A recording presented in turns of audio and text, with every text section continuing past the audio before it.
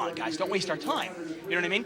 But the same thing, I think it's unfair to say they can't run it in this game now more than once. If, let's say, you sit down with $1,000, you now have $3,000 in front of you, and you're in a pot for $6,000, you should be able to run that more than once as well. So to me, rather than making the running more than once thing a player-dependent, a game-dependent thing, I think it should be a pot-size dependent thing.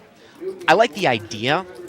I can see Alan kind of shaking his head. I just wonder how it would be enforced. Does that mean that the dealers have to keep track of pot size? I think that's the issue. It's pretty simple. I mean, you make the pot, like if the pot's 3,000, you can do it. If your pot's 2,000, you can do it. Otherwise, no.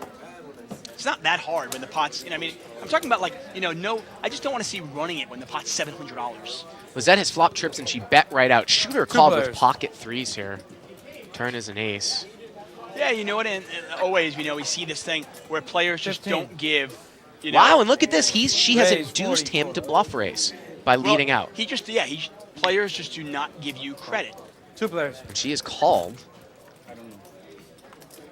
River here is a 7. Yeah, and she's going to bet out again. Like a little blockish 50. bet. Wow, and he's going to bluff raise again.